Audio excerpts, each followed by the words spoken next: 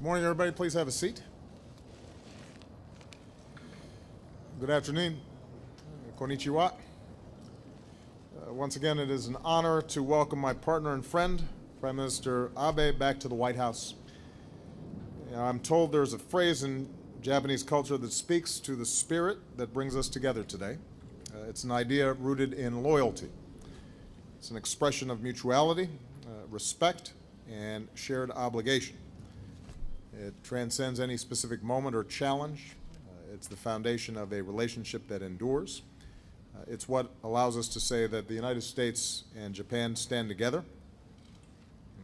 Otegai no tameni, with and for each other. This is the essence of the alliance between the United States and Japan, an alliance that holds lessons for the world. Prime Minister Abe and I had the opportunity yesterday to visit our memorial to President Lincoln, who believed that a great conflict had to be followed with reconciliation. Shinzo, on behalf of the American people, I want to thank you for your visit to Arlington National Cemetery. Your gesture is a powerful reminder that the past can be overcome. Former adversaries can become the closest of allies, and that nations can build a future together. Across 7 decades, our nations have become not just allies, but true partners and friends. And that mutual affection will be on display tomorrow when Shinzo becomes the first Japanese Prime Minister to address a joint meeting of Congress. And we are 2 global partners that stand together for security and human dignity around the world, opposing Russia's aggression against Ukraine, providing relief to innocent civilians threatened by ISIL, combating Ebola and promoting global health, and now offering help to the people of Nepal, who are in our prayers today. This friendship includes my partnership with Prime Minister Abe. Since taking office, I've worked to rebalance American foreign policy to ensure that we're playing a larger and lasting role in the Asia-Pacific, a policy grounded in our treaty alliances, including our treaty with Japan. And I'm grateful to Shinzo for his deep commitment to that alliance. He is pursuing a vision of Japan where the Japanese economy is reinvigorated and where Japan makes greater contributions to security and peace in the region and around the world. So Shinzo, thank you. I believe the progress we've made today will help to guide the U.S.-Japanese partnership for decades to come. Specifically, we first talked about transforming our security alliance. For the first time in nearly 2 decades, we've updated the guidelines for our defense cooperation. Together, our forces will be more flexible and better prepared to cooperate on a range of challenges, from maritime security to disaster response. Our forces will plan, train, and operate even more closely. We'll expand our cooperation, including on cyber threats and in space. And Japan will take on greater roles and responsibilities in the Asia-Pacific and around the world. Our new guidelines complement our effort to realign U.S. forces across the region, including on Okinawa, in order to lessen the impact of our bases on local communities. And I reaffirmed our commitment to move forward with the relocation of Marines from Okinawa to Guam. I want to reiterate that our treaty commitment to Japan's security is absolute, and that Article 5 covers all territories under Japan's administration, including Senkaku Islands. We share a concern about China's land reclamation and construction activities in the South China Sea, and the United States and Japan are united in our commitment to freedom of navigation, respect for international law, and the peaceful resolution of disputes without coercion. We also remain united in pursuit of peaceful denuclearization of the Korean Peninsula and addressing North Korean provocations. We fully support Japan's efforts to resolve the tragedy of North Korea's abduction of Japanese citizens. During my last visit to Japan, I met with the mother of one of those abductees, and she described the awful pain that she has endured, so I know how important this is to the Japanese people. Meanwhile, our growing trilateral cooperation with the Republic of Korea, as well as with Australia, gives us new opportunities to enhance security across the region. With respect to trade, we reviewed the progress our teams have made towards the Trans-Pacific Partnership. I know that the politics around trade can be hard in both our countries, But I know that Prime Minister Abe, like me, is deeply committed to getting this done, and I'm confident we will. I often point out, for example, there are many Japanese cars in America. I want to see more American cars in Japan as well. TPP will help level the playing field. It will be good for the workers of both our countries. And moreover, TPP will have strong protections for workers in the environment and help us set high standards for trade in the 21st century. Japan and the United States both operate with high standards in our companies and our corporations. We try to be responsible when it comes to corporate citizenship, and high standards will be good for us and good for the region. Based on the progress we've made, Prime Minister Abe and I discussed how the United States and Japan, as the two largest economies in the TPP negotiations, will now work together to lead our TPP partners to swift and successful conclusions of the broader negotiations. We also agreed to continue our close coordination on climate change. As the two countries that have made the largest pledges to the Green Climate Fund, we're committed to helping nations around the world seize the opportunities of transitioning to low-carbon economies. And we discussed the importance of all major economies submitting ambitious targets to reduce emissions so we can reach a strong climate agreement this year in Paris. And finally, we agreed to keep investing in our people so that they and our countries can reach their full potential. I want to once again commend the Prime Minister for his efforts to bring more Japanese women into the workforce. I can tell you it is very much my view here in the United States and around the world that when women are given opportunity, when they are full-fledged members of the political community and the economic community, when they have opportunity, those countries succeed. It's good for everybody. Along with the initiative we launched last year in Tokyo, we're also aiming to double student exchanges in the coming years. And with the leadership of our better halves, our wives, the United States and Japan are helping to lead our global initiative, Let Girls Learn, to give more young women and girls access to education. So these are just some examples of what it means to be true global partners. And I'm confident that with the steps that we've taken today, our alliance will play an even greater role in upholding security, prosperity, and human dignity, not just in the Asia-Pacific, but around the world. So, Prime Minister Abe, arigato gozaimasu.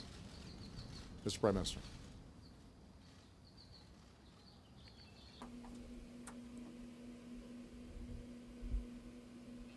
Barack, thank you for inviting me to make an official visit in this commemorative year, which marks 70 years after the war. Thank you for inviting me and my wife. Walking together with you at the Lincoln Memorial, which has witnessed America tread the path of democracy, will be an extraordinary memory to be cherished. We have a dream that is to create a world abound in peace and prosperity.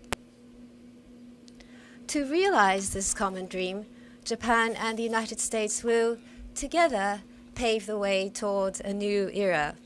I was able to confirm this strong resolve with President Obama in this milestone year of 70 years after the war. Today, we turned a new page in the history of the U.S.-Japan alliance, which exceeds half a century. That is, this is a Japan-U.S. alliance within the context of the world. Japan and the United States are partners who share basic values such as freedom, democracy, and basic human rights and the rule of law. The U.S.-Japan alliance, characterized by the firmness of its bond, is now indispensable to the peace and stability of not only the Asia-Pacific, but to the world. We are united in our resoluteness in opposing unilateral attempts to change the status quo in whatever form. Any dispute should be resolved peacefully based on international law and not through coercion or intimidation. Japan welcomes the United States policy of rebalancing, which emphasizes the Asia-Pacific, and President Obama has expressed his support for Japan's principle of proactive contribution to peace. Through coordination of these two policies, the deterrence of our alliance will no doubt be further strengthened. Against this backdrop, we have reaffirmed our resolve to steadily move forward with the realignment of the U.S. forces in Japan. The dangers arising from the Futenma Air Station being surrounded by housing and schools should be eliminated by relocation to Henoko as soon as possible. We will move forward with mitigating the impact of the base in Okinawa, founded on a strong relationship of trust between Japan and the United States. It is prosperity that brings peace. This belief makes us eager to see the early conclusion of the TPP. On the bilateral outstanding issues, we welcome the fact that significant progress was made. We will continue to cooperate to lead the TPP talks through its last phase. We've confirmed that we would work together for the early and successful conclusion of the talks. In addition, with regard to the situation in East Asia, abduction by North Korea, nuclear missile issues, the situation in the Ukraine, the nuclear issue in Iran, and the threat of terrorism. Furthermore, climate change, infectious and communicable diseases, the UN Security Council reform, the world has a multitude of issues facing it. And on these all sorts of issues, we have had a frank and candid exchange of views, and we agreed that we would cooperate.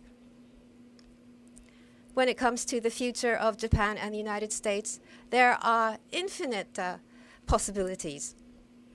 Energy, infrastructure, science and technology, space, and in addition to this, the empowerment of women.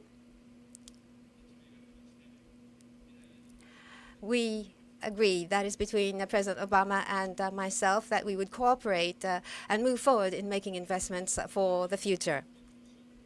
I would like to express my due heartfelt respect once again to President Obama and the citizens of the United States who have committed to take on the multitude of challenges of this world, and for the unstinting efforts that you are making for the benefit of the peoples of the world.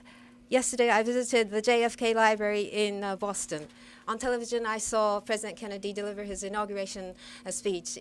It deeply resonated with me, and it still has a lingering effect. I recall the following quote: "My fellow citizens of the world, ask not what America will do for you, but what together we can do for the freedom of mankind."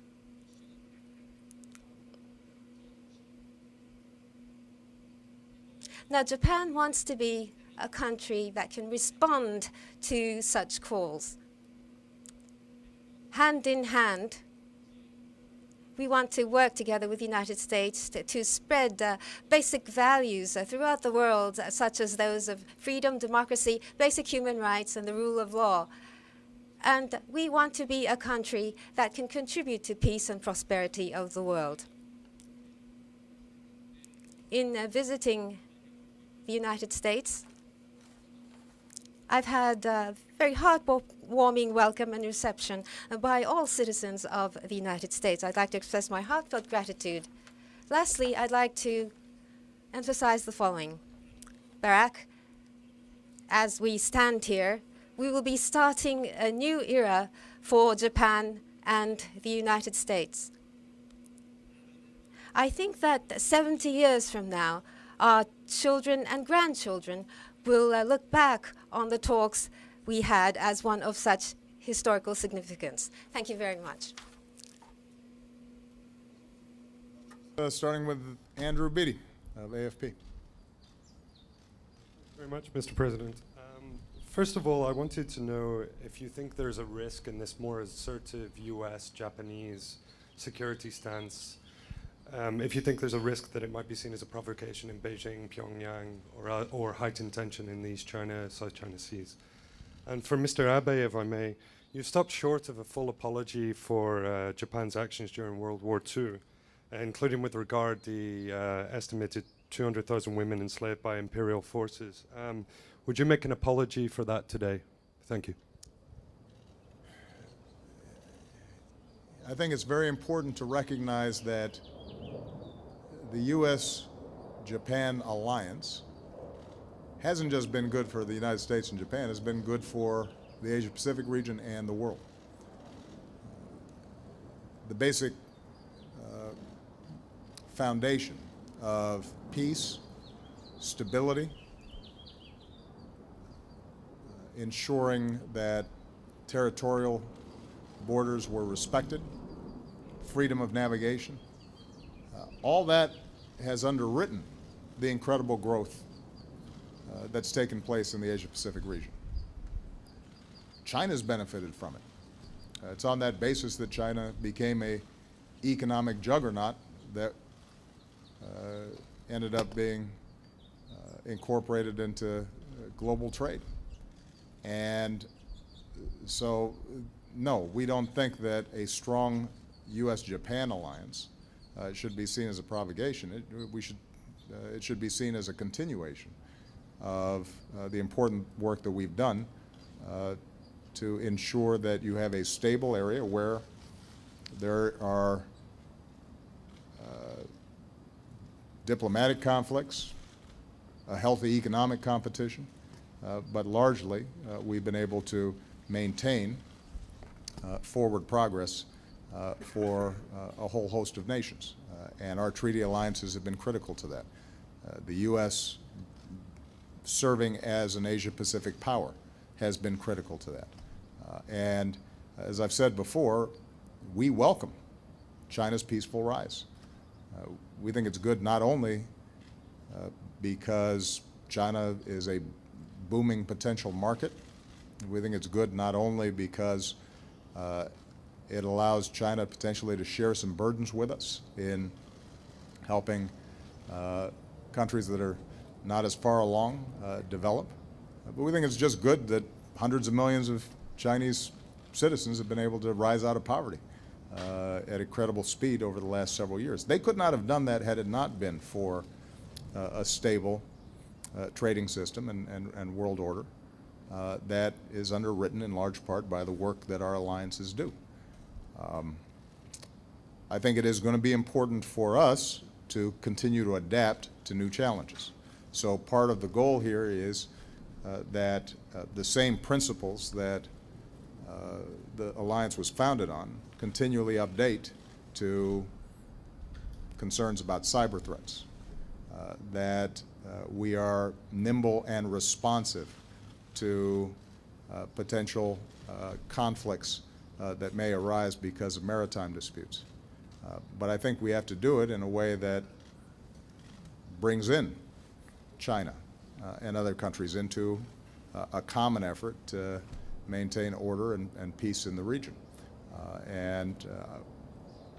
We are seeking to strengthen military-to-military cooperation with China, even as we continue to upgrade our alliance efforts. Obviously, the Republic of Korea is a critical part of our alliance structure as well, and the trilateral work that we do is going to be also very, very important.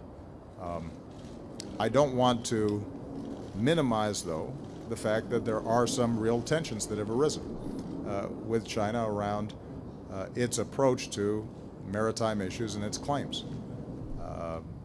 But that's not an issue that is arising as a consequence of the U.S.-Japan alliance. It's primarily a conflict between China and various claimants throughout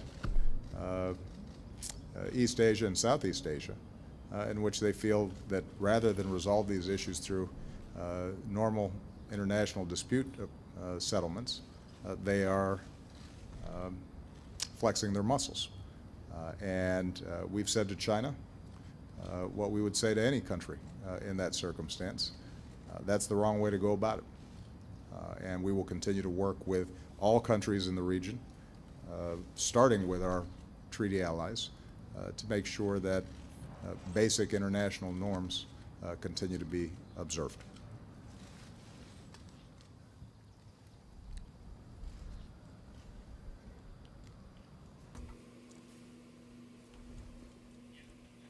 On the issue of comfort women, I am deeply pained to think about the comfort women who experienced immeasurable pain and suffering as a result of victimization due to human trafficking. This is a feeling that I share equally with my predecessors. The Abe cabinet upholds the Kono statement and has no intention to revise it. Based on this position, Japan has made various efforts to provide realistic relief for the comfort women. Throughout the history of the 20th century, women's dignity and basic human rights had often been infringed upon during wars. We intend to make the 21st century a world with no human rights violations against women.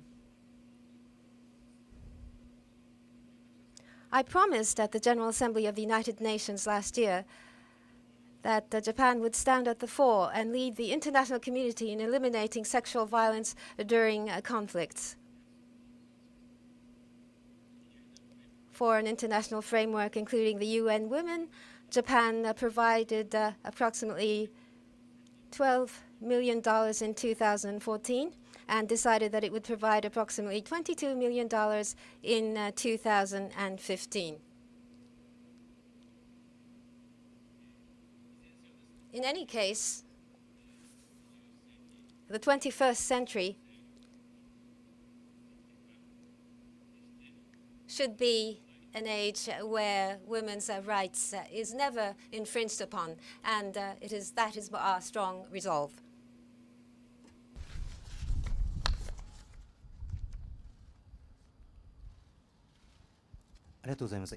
Thank you very much. Hara from NHK.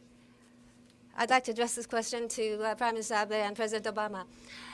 In the East China Sea and in the South China Sea, China continues to make forays into the oceans, and the Islamic State is still very active. How does the United States and Japan intend to collaborate, and what do you expect of each other in terms of actions taken by the respective countries? In Japan, with regard to the acceptance of exercise of collection self-defense and the new guidelines, there is a strong concern that Japan would become involved in America's wars. How does Prime Minister Abe intend to dispel these fears, and what is President Obama's take on these concerns? First of all, on extremism and radicalism, which is on the rise, the world community should unite to counter such extremism.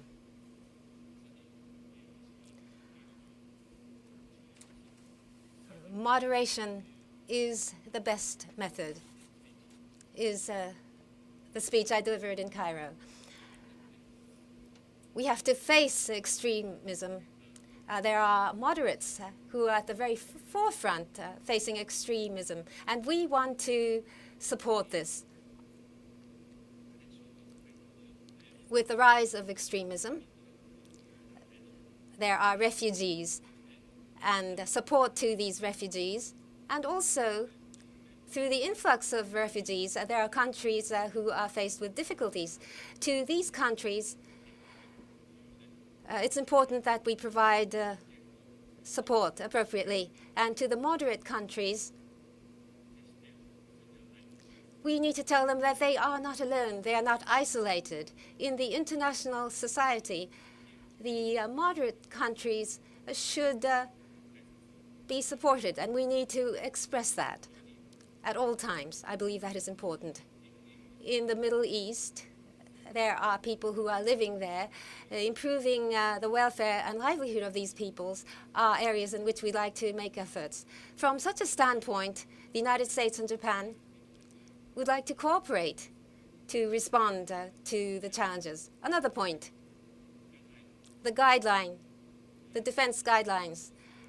And with regard to the security legislation,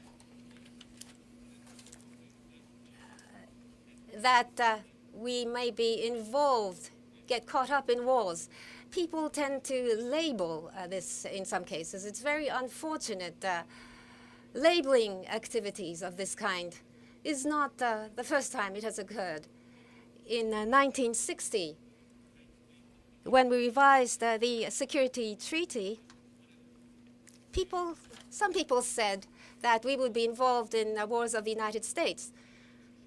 And that was the core of the criticism which was aired then. It's been 55 years since then. This criticism has been proved totally wrong, and that is very clear and evident. History has proved this. Our choice made at the time to revise the security treaty, and in case Japan suffers from aggression between Japan and the United States, we would respond through cooperation. And in the Far East, to maintain security, Japan's facilities would be leveraged, and U.S. military would leverage these facilities to conduct activities. Through such activities, Japan's safety would be was protected, and prosperity happened, and safety in Asia and the Asia-Pacific has been maintained. To further strengthen this trend is provided for through the new guidelines, and seamless response is made possible, and by so doing, deterrence would be enhanced. Japan-U.S. alliance would be more efficient and more functional. Deterrence and response capabilities would be heightened as a result, and this would lead to peace and prosperity of Japan and regional peace and prosperity as well. This is my firm conviction. In the streamlining of the laws, I should like to explain to the citizens and the Parliament in a detailed fashion. Ultimately, the people of Japan and their elected representatives will be making decisions about how best to approach their defense. But I think it's important to note, as Prime Minister Abe said, that we have seen over multiple decades now that Japan is a peace-loving country, having absorbed some very difficult lessons from the past. Japan does not engage in aggression on the international stage or in its region, and that the alliance that has been built with the United States is principally one that seeks to defend our countries from potential attack or aggression. And what the new defense guidelines and the collective defense approach that Prime Minister Abe is proposing simply upgrades our ability to carry out those core functions. We do share, as people and countries all around the world share, a determination to eliminate the kind of barbaric terrorist acts perpetrated by organizations like ISIL that have resulted in the death of innocent citizens from the United States, from Japan, from other countries, and most of all from Muslim countries. And that's why we have a broad-based coalition designed to defeat ISIL. And we will continue to work with a wide range of countries around the world in our counterterrorism efforts. Japan's cooperation in that is vital and appreciated, but there are many ways in which coalition members participate. Japan's willingness and commitment to provide humanitarian assistance makes an enormous difference in countries that have been destabilized. Japan's willingness to serve in areas of peacekeeping and working with other countries to rebuild after they've been destroyed makes a big difference. So I think it's important to recognize we do not expect some instant and major transformation in terms of how Japan projects military power, but we do expect that Japan, like all of our allies and like ourselves, will continue to adapt to new threats, understanding that our basic core principle is not territorial ambition, it's not aggression towards others, but it is simply to defend prosperity and liberty and the sovereignty of countries, as we have done for a very long time now, as we have done together for a very long time. Chris Jansings. Thank you, Mr. President. As you know, the National Guard is now on the streets of Baltimore, the latest aftermath in a series of what have been high-profile confrontations between black men and police officers. And there seems to be growing frustration among African-American leaders that not enough is being done quickly enough. Mark Morial of the Urban League said the U.S. is in a state of emergency of tremendous proportions. The president of the NAACP Legal Defense Fund says we are in the throes of a national crisis. Are we in the throes of a national crisis? What are you prepared to do about it, both in terms of Baltimore and the larger picture? And what do you say to critics who say that since the death of Trayvon Martin, you have not been aggressive enough in your response? And to Prime Minister Abe, how important is a Pacific trade deal to keeping the influence of China in check, both economically and militarily? And do you agree with President Obama when he says that failing to complete a deal will simply further China's influence? Thank you. Before I answer the question about Baltimore, I'm going to horn in on your question to Prime Minister Abe. I've been very clear that TPP is good for American businesses and American workers, regardless of what China's doing. And we will make the case on the merits as to why it will open up markets for American goods, American exports, and create American jobs. So this is not simply a defensive agreement. This is something that is going to be part and parcel of our broader economic agenda moving forward. And when 95% of the world's markets are outside our shores, we got to make sure that we're out there competing. And I'm confident we can compete. With respect to Baltimore, let me make a couple of points. First, obviously our thoughts continue to be with the family of Freddie Gray. Understandably, they want answers. And DOJ has opened an investigation. It is working with local law enforcement to find out exactly what happened, and I think there should be full transparency and accountability. Second, my thoughts are with the police officers who were injured in last night's disturbances. It underscores that that's a tough job, and we have to keep that in mind. And my hope is that they can heal and get back to work as soon as possible. Point number 3, there's no excuse for the kind of violence that we saw yesterday. It is counterproductive. When individuals get crowbars and start prying open doors to loot, they're not protesting. They're not making a statement. They're stealing. When they burn down a building, they're committing arson. And they're destroying and undermining businesses and opportunities in their own communities that rob jobs and opportunity from people in that area. So it is entirely appropriate that the mayor of Baltimore, who I spoke to yesterday, and the governor, who I spoke to yesterday, work to stop that kind of senseless violence and destruction. That is not a protest. That is not a statement. It's people, a handful of people taking advantage of a situation for their own purposes, and they need to be treated as criminals. Point number 4.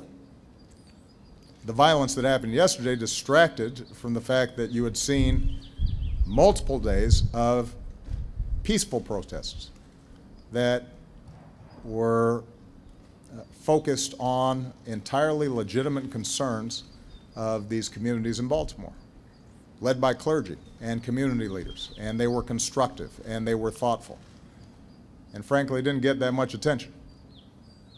And one burning building will be looped on television over and over and over again, and the thousands of demonstrators who did it the right way, I think, have been lost in the discussion.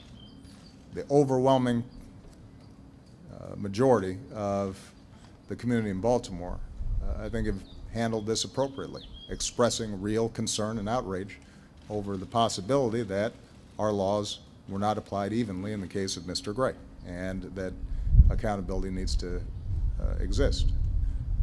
And I think we have to give them credit. My understanding is you've got some of the same organizers now going back into these communities to try to clean up in the aftermath of a handful of protesters, a handful of criminals and thugs who tore up the place. What they were doing, what those community leaders and clergy and others were doing, that is a statement. That's the kind of organizing that needs to take place if we're going to tackle this problem, and they deserve credit for it, and we should be lifting them up. Point number 5, and I've got 6, because this is important. Since Ferguson and the task force that we put together, we have seen too many instances of what appears to be police officers interacting with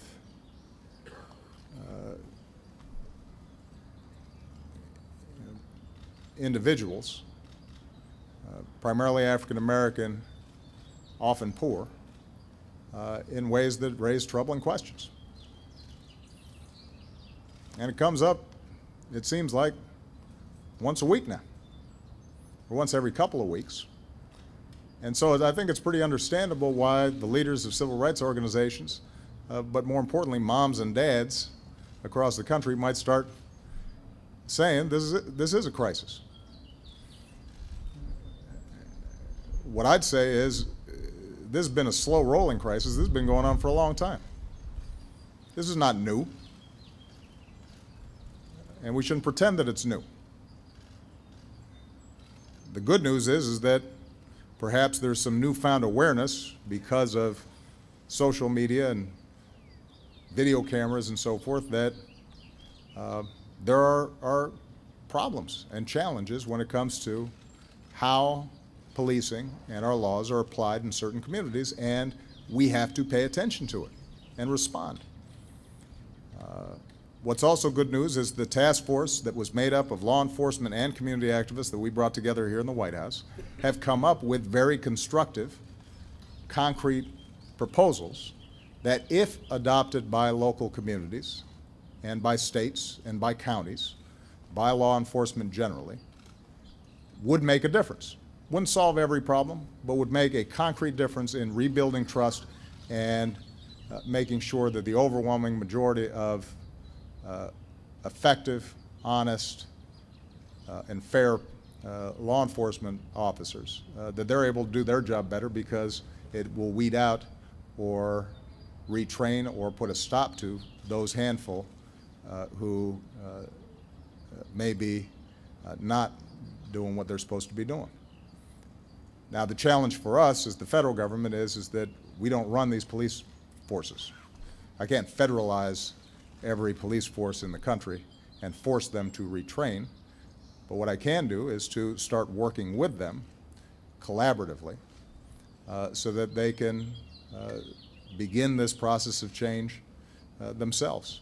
And we, coming out of the task force that we put together, we're now working with local communities. Department of Justice has just announced a grant program for those jurisdictions that want to purchase body cameras. We are going to be issuing grants for those jurisdictions that are prepared to start trying to implement some of the new training and data collection and other things that can make a difference. And we're going to keep on working with those local jurisdictions so that they can begin to make the changes that are necessary.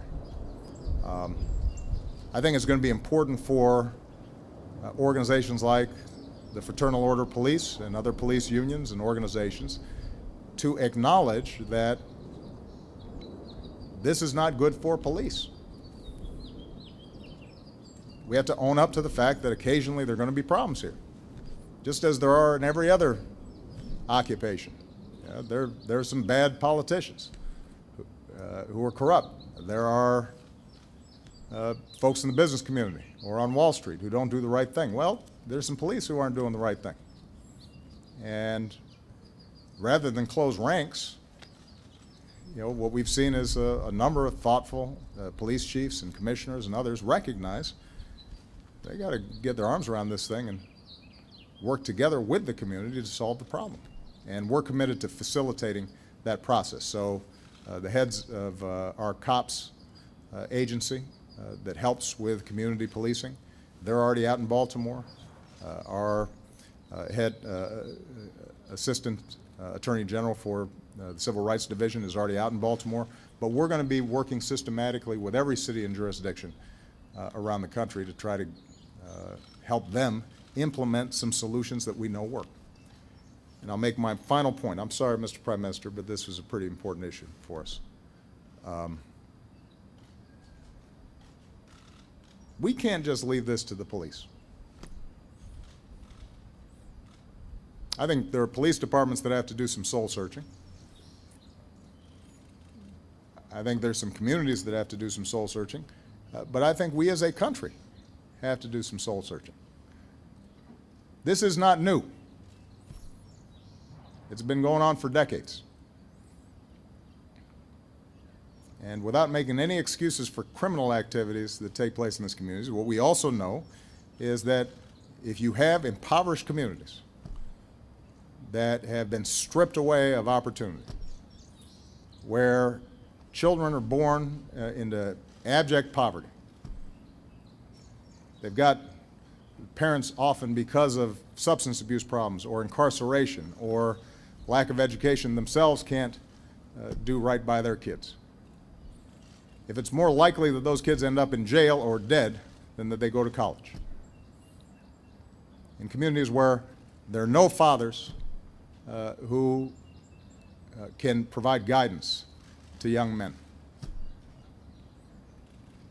Communities where there's no investment and manufacturing's been stripped away.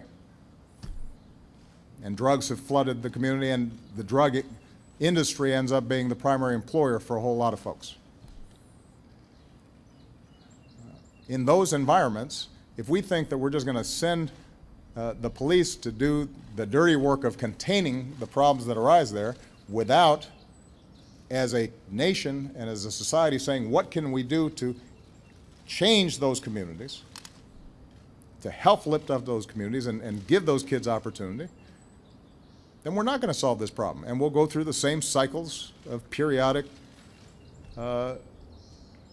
conflicts between the police and communities and the occasional riots in the streets. And everybody will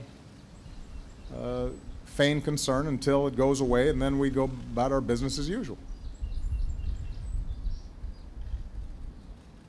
If we are serious about solving this problem, then we're going to not only have to help the police, we're going to have to think about what can we do, the rest of us, to make sure that we're providing early education to these kids, to make sure that we're reforming our criminal justice system so it's not just a pipeline from schools to prisons, so that we're not rendering men in these communities unemployable because of a felony record for a nonviolent drug offense.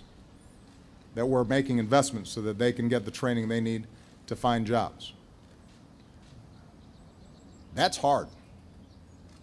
That requires more than just the occasional news report or task force. And there's a bunch of my agenda that would make a difference right now in that. Now, I'm under no illusion that out of this Congress we're going to get massive investments in urban communities. And so we'll try to find areas where we can make a difference around school reform and around job training and around some investments in infrastructure in these communities and trying to attract new businesses in. But if we really want to solve the problem, if our society really wanted to solve the problem, we could. It's just it would require everybody saying this is important, this is significant. And that we don't just pay attention to these communities when a CVS burns. And we don't just pay attention when a young man gets shot or has his spine snapped. But we're paying attention all the time because we consider those kids our kids and we think they're important and they shouldn't be living in poverty and violence. That's how I feel. I think there are a lot of good-meaning people around the country that feel that way, but that kind of political mobilization I think we haven't seen in quite some time.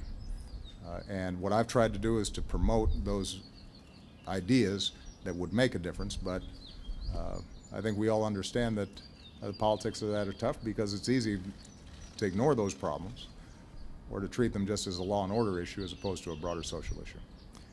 That was a really long answer, but I felt pretty strongly about it.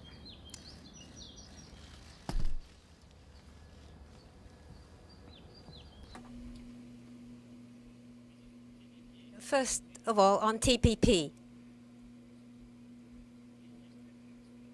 This is not something that we create out of consciousness about China.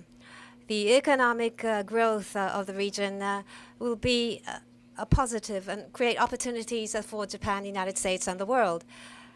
The TPP is such that to the eyes of many countries, it has to become a model. It should be a model for China, in that it's an ambitious attempt to create a new economic sphere in which people, goods, and money will flow freely within the Asia-Pacific region. It's a new economic region. Freedom, democracy, basic human rights, and rule of law. With countries that share these universal values, we will be creating new rules. This will benefit regional prosperity, and it also has a strategic significance related to regional stability. On these points, we see completely eye-to-eye between President Obama and myself. The early conclusion of TPP, by achieving this, this will work on other countries, non-members of the TPP, to follow rules, and I believe that this will lead to prosperity.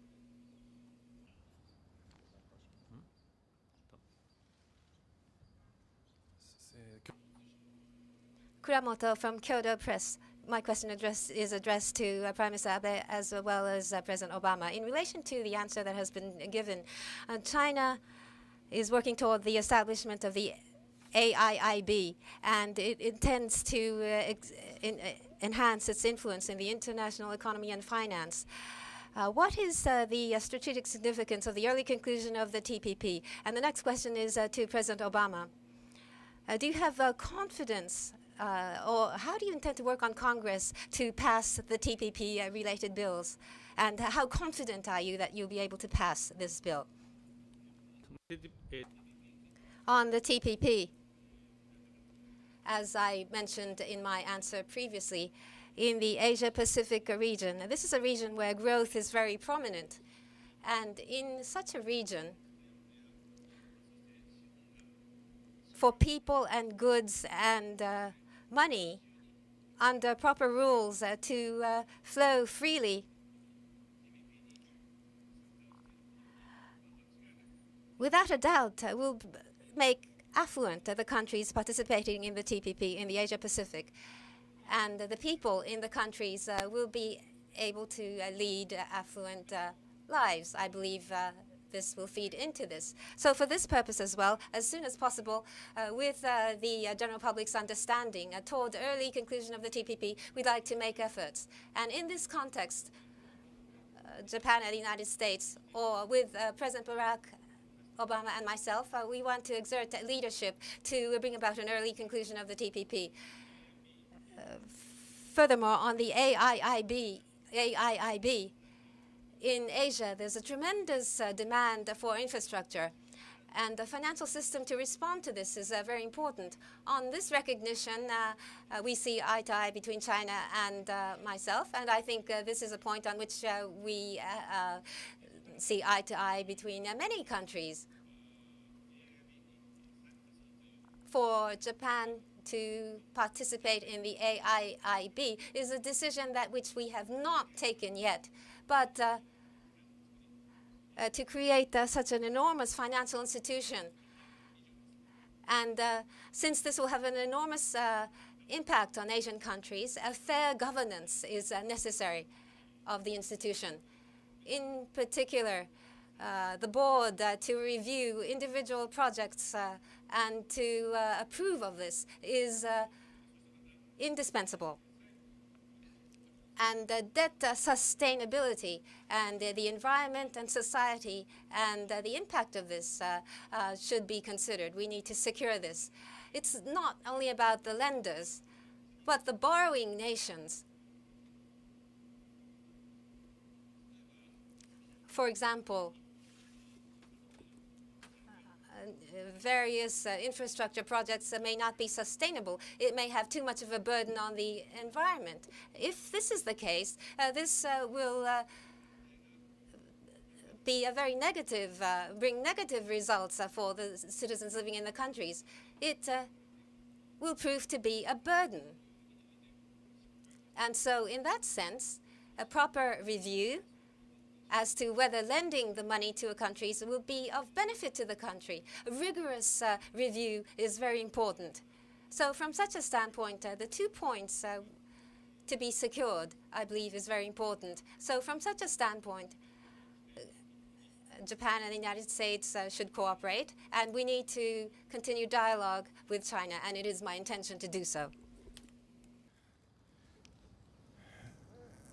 Let me agree with Prime Minister Abe when it comes to the Asia Infrastructure Bank proposal that's been made by China. Asia needs infrastructure. There are a lot of countries that have difficulty financing infrastructure, but if they got that infrastructure put in place and developed, they can grow much more rapidly, and that's good for everybody. It's good for that country. It's good for the world economy. It's good for us. We want more markets. To be able to get our goods in and sell our services that are some of the best in the world. And China's got a lot of money. It's been running a big surplus for quite some time. So to the extent that China wants to put capital into development projects around the region, that's a positive. That's a good thing. So let me be very clear and dispel this notion that we were opposed or are opposed to other countries participating in the Asia Infrastructure Bank. That is simply not true. It sprung up out of one story after the Brits decided that they were going to join up, and then folks have just been running with it. And there have been all these editorials subsequently based on these reports, not from any official position of the United States government, but from a series of behind-the-scenes quotes. What we have said, and what we said to all the other countries involved, is exactly what Prime Minister Abe said, which is, if we're going to have a multilateral lending institution, then you have to have some guidelines by which it's going to operate. That's how the World Bank operates. That's how the IMF operates. There may be weighted votes in terms of who's the biggest contributor, but you've got to have some transparency in terms of how the thing is going to operate, because if not, a number of things can happen. Number one, money could end up flowing that is misused or doesn't have high accounting standards, and we don't know what happens to money that is going into projects. As Prime Minister Abe said, the projects themselves may not be well designed. They may be very good for the leaders of some countries and contractors, but may not be good for the actual people who live there. And the reason I can say that is because in the past, some of the efforts of multilateral institutions that the United States set up didn't always do right by the actual people in those countries. And we learned some lessons from that, and we got better at making sure that we were listening to the community and thinking about how this would affect the environment and whether it was sustainable. And so our simple point to everybody in these conversations around the Asia Infrastructure Bank is, let's just make sure that we're running it based on best practices, based on what we've learned from the entire post-war era and how other multilateral financing mechanisms have worked. And if, in fact, the Asia Infrastructure Bank that is being set up ends up having those kinds of safeguards, is run in a way that ultimately is actually going to lead to good infrastructure and benefit the borrowing countries, then we're all for it. And we look forward to collaborating with the Asia Infrastructure Bank, just like we do with the Asia Development Bank and with the World Bank on a whole bunch of stuff. So this could be a positive thing. But if it's not run well, then it could be a negative thing. And what we don't want to do is just be participating in something and providing cover for an institution that does not end up doing right by its people. Because when these countries borrow money, even from a development bank, for a boondoggle project that doesn't work, they're oftentimes still on the hook for paying that money back. And there have been experiences like that across continents and across decades. With respect to TPP, you know, it's never fun passing a trade bill in this town, and because people are understandably concerned about its potential impacts on specific industries, but also the general concerns that people have had about globalization and technology displacing workers. We're addressing those systematically. Here's what I'm confident about. This will end up being the most progressive trade bill in history. It will have the kinds of labor and environmental and human rights protections that have been absent in previous agreements. It's going to be enforceable. It's going to open up markets that currently are not fully open to U.S. businesses. It's going to be good for the U.S. economy. And because I always believe that good policy ends up being good politics, I'm confident we're going to end up getting the votes in Congress. And Congress, by the way, will have a lot of time to review it when and if it's actually completed. So this whole notion that it's all secret, they're going to have 60 days before I even sign it to look at the text, and then a number of months after that before they have to take a final vote. Thank you very much, everybody.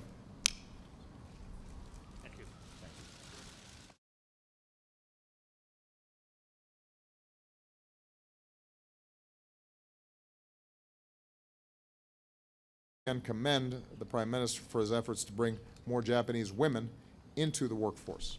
I can tell you it is very much my view here in the United States and around the world that when women are given opportunity, when they are full-fledged members of the political community and the economic community, when they have opportunity, those countries succeed. It's good for everybody. Along with the initiative we launched last year in Tokyo, we're also aiming to double student exchanges in the coming years. And with the leadership of our better halves, our wives, the United States and Japan are helping to lead our global initiative, Let Girls Learn, to give more young women and girls access to education. So these are just some examples of what it means to be true global partners. And I'm confident that with the steps that we've taken today, our alliance will play an even greater role in upholding security, prosperity, and human dignity, not just in the Asia-Pacific, but around the world. So, Prime Minister Abe, arigato gozaimasu. Mr. Prime Minister.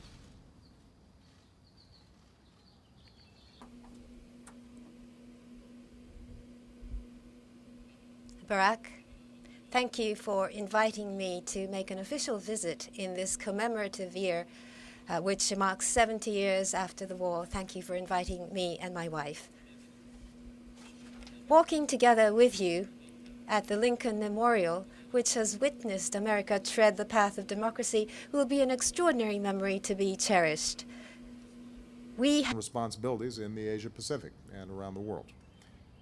Our new guidelines complement our effort to realign U.S. forces across the region, including on Okinawa, in order to lessen the impact of our bases on local communities, and I reaffirmed our commitment to move forward with the relocation of Marines from Okinawa to Guam.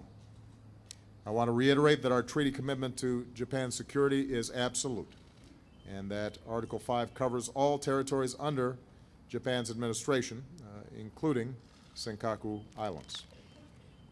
We share a concern about China's land reclamation and construction activities in the South China Sea, and the United States and Japan are united in our commitment to freedom of navigation, respect for international law, and the peaceful resolution of disputes without coercion.